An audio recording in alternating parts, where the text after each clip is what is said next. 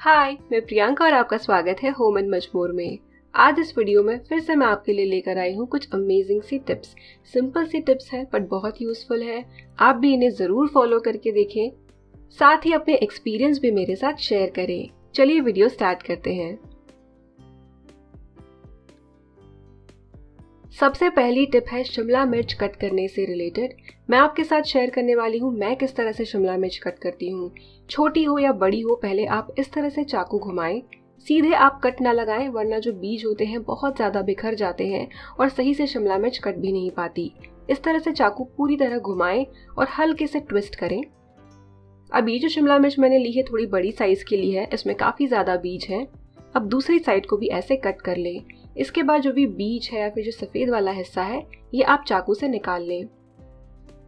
इस तरह से अगर आप शिमला मिर्च कट करेंगे तो जैसे हम बोलते हैं कि पेंटिंग के लिए खाली कैनवस मिल गया हो, वैसे आपको शिमला मिर्च मिल जाएगी।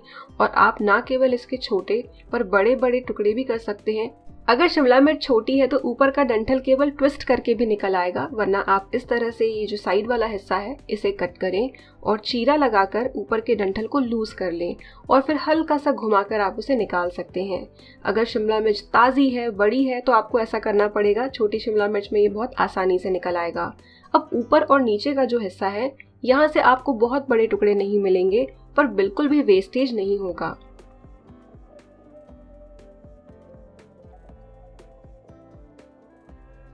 अब जो बीच वाला बड़ा हिस्सा है ये आपको पूरी एक शीट की तरह मिल जाएगा।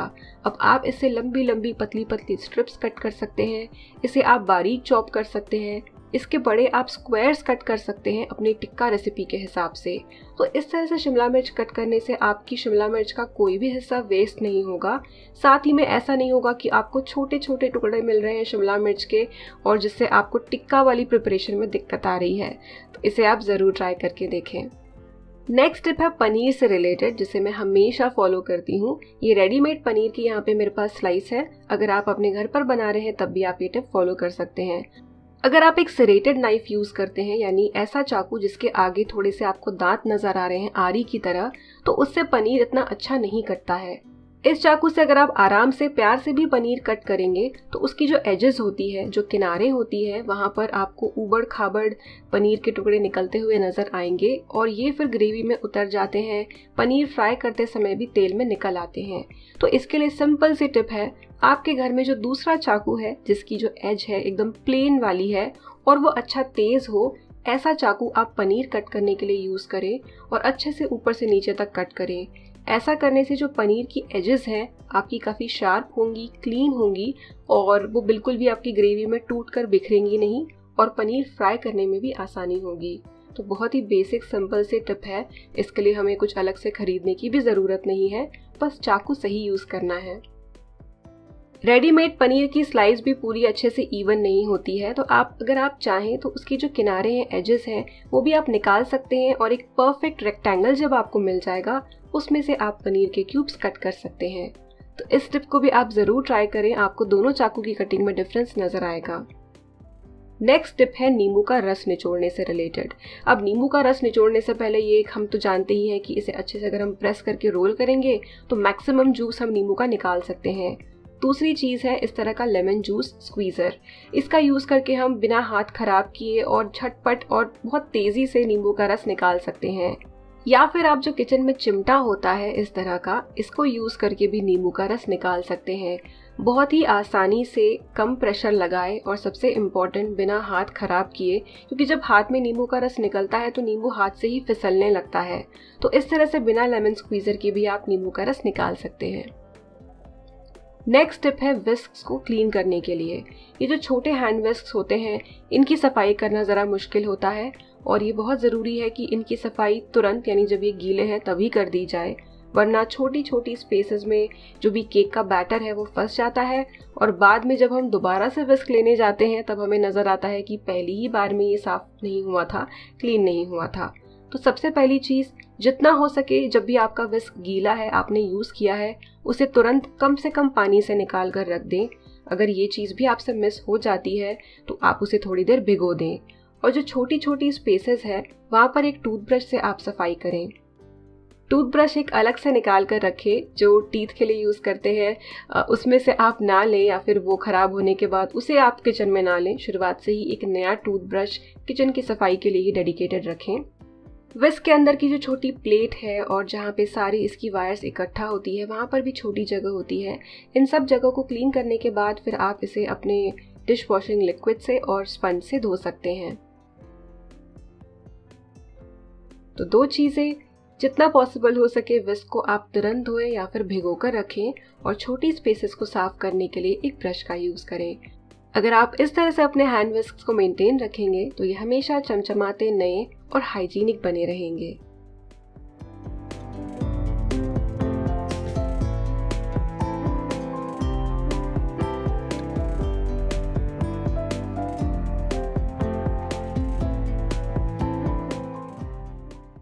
अगली टिप है सेफ्टी पिन से रिलेटेड। सेफ्टी पिन्स का अगर हम एक गुच्छा बनाकर रखें तब भी हमें ज़रूरत पड़ने पर एक हाथ से उन्हें निकालने में दिक्कत आती है, क्योंकि हम कई बार साड़ी पहन लेते हैं ऑलमोस्ट और फिर हमें याद आता है और एक हाथ में पल्ला पकड़ के हम पिन ढूंढते हैं। तो ऐसे में आप अपनी जो सेफ्टी पिन्स हैं उन्हें बहुत अच्छे और आसानी से ऑर्गेनाइज रख सकते हैं, ताकि ऑन द गो जैसे ही आपको ज़रूरत पड़े जो आपको पिन चाहिए वही आप यूज़ कर सकें। इसका ऑर्गेनाइज़र बनाने के लिए हमें चाहिए पुराने बॉक्सेस। अब जो ज्वेलरी आजकल हम खरीदते हैं उनके साथ बॉक्सेस आते हैं, ये वही बॉक्सेस हैं। आपके पास जिन साइजेस की सेफ्टी पिन्स है या जितनी वैरायटी में है उसके हिसाब से आप एक बॉक्स ले लें और इसमें हम पार्टीशन बनाएंगे।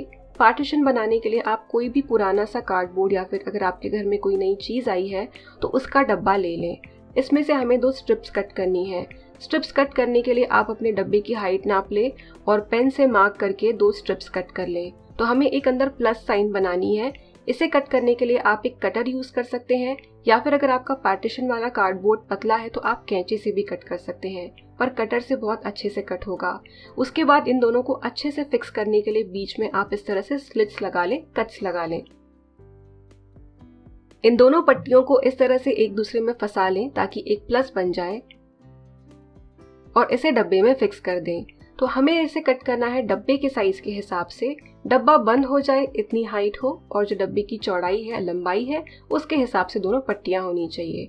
अब एक छोटा सा डब्बा हमारे 4 कंपार्टमेंट्स में बंट गया है और हमने कुछ भी यहाँ पर रेडीमेड बॉक्स नहीं लिया है जो स्पेशली इसे ऑर्गेनाइज यानी सेफ्टी पिन्स को ऑर्गेनाइज करने के लिए हो। अब 4 कंपार्टमेंट्स में मैं 4 तरह की सेफ्टी पिन्स डाल रही हूँ। हर एक सेफ्टी पिन को मैंने खुला रखा है, खुला यानी सेपरेट रखा है, एक के अंदर एक नहीं फंसाया है। ऐसा करने से जब भी ज़रूरत पड़े जिस डब्बा खोल के हम एक ही हाथ से जो सेफ्टी पिन चाहिए वो निकाल सकते हैं और ओपन करके यूज़ कर सकते हैं। यूज़ के बाद बस अपने सेफ्टी पिन्स को वापस जगह पर रखें और आपकी सेफ्टी पिन्स हमेशा ऑर्गेनाइज्ड और ईजी टू यूज़ रहेंगी। नेक्स्ट टिप है फुट मैट से रिलेटेड। मैं इस बात का ध्यान देती हूँ कि जब भी हम फुट मैट खरीदें वो एंटी स्किड हो, यानी वो फ्लोर पर फिसले ना। पर हमारी ये जो फुट मैट है ये एंटी स्किड ही थी, पर ये इतनी अच्छी क्वालिटी की निकली कि इसका एंटी स्किड वाला सरफेस खराब हो गया, पील हो गया, छिलके निकल गए, पर मैट अच्छी है। तो हमने इसके पीछे एक अस्तर घर पे ही लगा दिया है, पुरानी टी शर्ट का यहाँ पर कपड़ा है। तो अगर आपकी foot mat already anti skid नहीं है या फिर आपने घर पे फुट मैट बनाई है या फिर आपने हमारी ही तरह अपनी अच्छी एंटी स्किड फुट मैट को रिपेयर किया है, तो इसे वापस से एंटी स्किड बनाने के लिए आप इस तरह का लाइनर यूज़ कर सकते हैं। ये मैट अलग अलग कलर्स में अवेलेबल है। एक्चुअली ये लाइनर है जो भी हमारे ड्रॉर्स होते हैं, कैबिनेट्स होते हैं, फिर वो किचन के हो, स्टेशनरी के हो, आप उसमें भी इसे लगा सकते हैं ताकि इस पर रखी हुई मतलब ड्रॉर में इस पर रखी हुई चीज़ें फिसले ना। पर इसका ये भी यूज़ है कि आप इसे कट करके कोई भी सरफेस जिसे आपको एंटी स्किड बनाना हो उस पर आप या तो हॉट ग्लू से लगा दें, कपड़ा है तो आप इस तरह से सिलाई कर सकते हैं। इसकी काफ़ी अच्छी ग्रिप होती है। ऐसा करने से आपकी घर पर बनाई हुई मैट एंटी स्किड हो जाएगी, रेडीमेड अगर एंटी स्किड नहीं है तो वो भी एंटी स्किड हो जाएगी, और हमारी तरह अगर आपने अपनी अच्छी फुट मैट को जो कि कभी एंटी स्किड थी रिपेयर किया है तब भी ये आपके काम आएगा। मैं इसे काफ़ी जगह से मूव करने की कोशिश कर रही हूँ पर ये हिल नहीं रही है क्योंकि काफ़ी अच्छी क्वालिटी की है। ये एंटी स्किड है सही मायने में। जब भी हम चलते हैं, पैर पोंछते हैं, तो अगर मैट एंटी स्किड ना हो तो उसमें पैर अटक जाने का डर होता है। अगर आपको आज की ये टिप्स पसंद आई हो तो वीडियो को लाइक करें और चैनल को सब्सक्राइब करें। मिलते हैं अगली वीडियो में, तब तक के लिए बाय।